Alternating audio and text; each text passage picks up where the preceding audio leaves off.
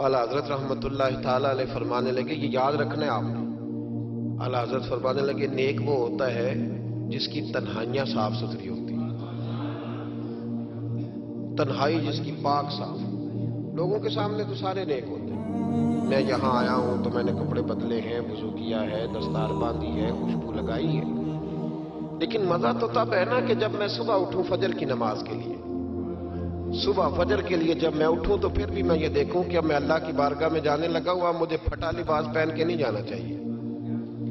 اب میں کئی دوستوں سے پوچھ لیتا ہوں، ملنے آتے ہیں تو میں پوچھتا ہوں مسجد کی ٹوپی پہن کے ولیمے پہ بھی جاتے ہو، بارات کے ساتھ بھی جاتے ہو؟ وہ کہتے ہیں نہیں جی نہیں۔ تو میں کہتا ہوں جو لباس پہن کے تو شادی میں جانا پسند نہیں کرتا، مسجد میں کیسے آ گیا؟ وہ ٹروزر پہن کے جو تو منگنی میں جانا پسند نہیں کرتا، تو نے کیسے پسند کیا؟ اللہ کے سامنے کھڑا ہو گیا وہ پہن کے۔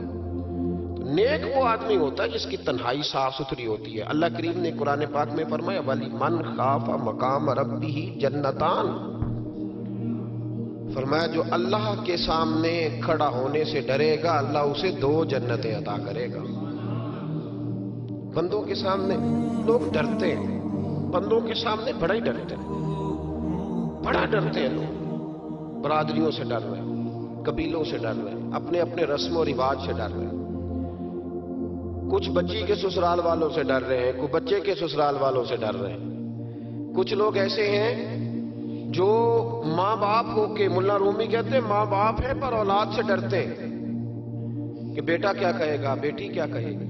کچھ ایسے اساتذہ ہیں جو کچھ ایسے جملے زبان سے ادا نہیں کرتے کہ شاگرد کہیں کہیں گے کہ استاد کیا کر رہا ہے، اور کچھ ایسے پیر بھی ہیں جو مریدوں سے ڈرتے ہیں کہ کہیں بگڑ گئے تو پھر آستانہ کیسے چلے گا۔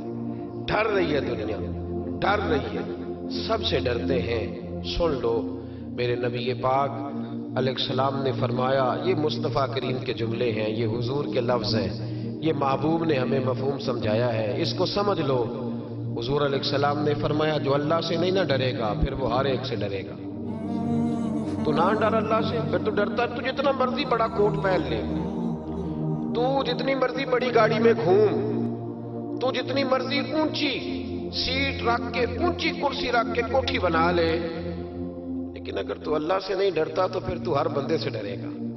تو روب ڈال لے تھوڑی دیر کے لیے، غریب آدمی دبک جائے گا، پیچھے ہٹ جائے گا، لیکن میرے رسول پاک علیہ السلام نے فرمایا جو اللہ سے نہیں ڈرے گا وہ ہر ایک سے ڈرے گا، اور فرمایا جو رب سے ڈر جائے گا اللہ ساری مخلوق کا خوف اس کے دل سے نکال دے گا، پھر ختم ہو گیا، پھر کسی سے نہیں ڈرے گا۔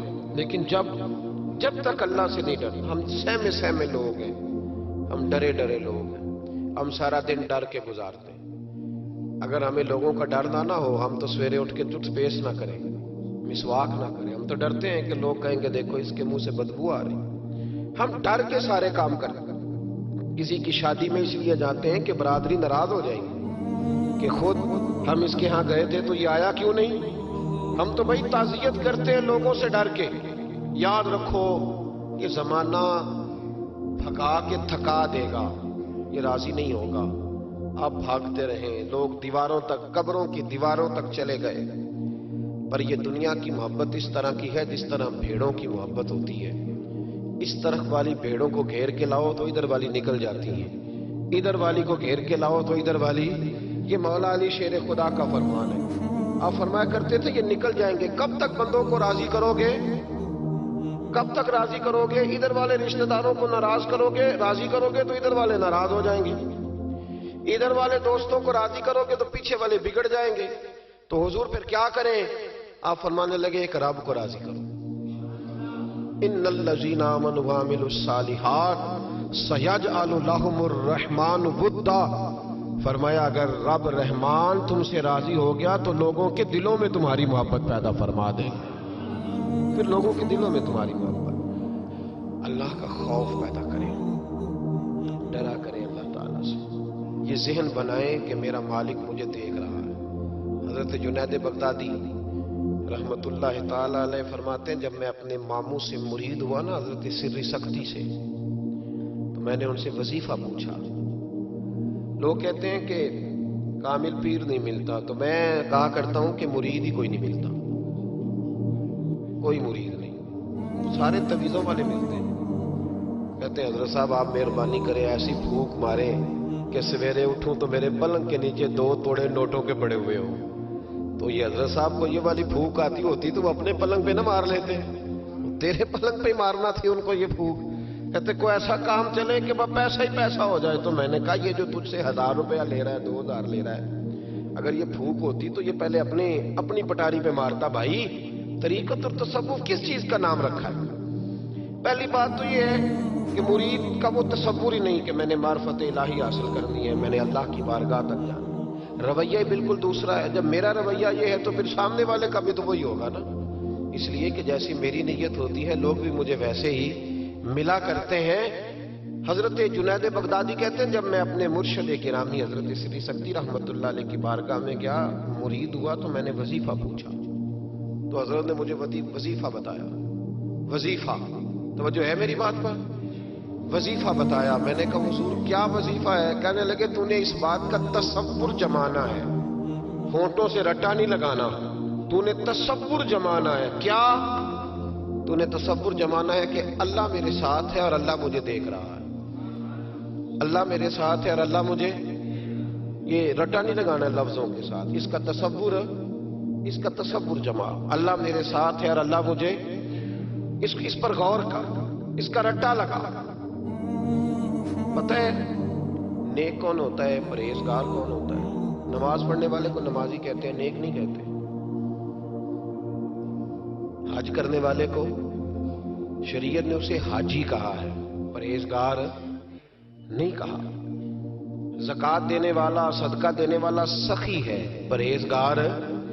پرہیزگار کس کو کہتے ہیں؟ متقی کس کو کہتے ہیں؟ جو گناہ سے بچتا ہے, جو اللہ سے ڈرتا ہے, جو محتاط زندگی گزارتا ہے, جو بے تک کے جملے نہیں بولتا, جو بے تک کی سوچے نہیں سوچتا, جو فضول سوالات نہیں کرتا, جو مبہم زندگی نہیں گزارتا, جو اپنے وقت کو ضائع نہیں کرتا, جو کبھی بھی اس رستے پہ نہیں پڑتا جس رستے پہ اسے کوئی کام نہ ہو, جو بڑھ بڑھ کے آگے اپنا آپ دکھاتا نہیں, جو ہر روز بھاگ بھاگ کے اس طرف نہیں ہوتا کہ کوئی مجھے بھی جاننے لگ جائے, کوئی مجھے بھی سمجھنے لگ جائے, وہ متقی نہیں. متقی تو وہ ہے جو گناہ سے بچے, اللہ سے ڈرے.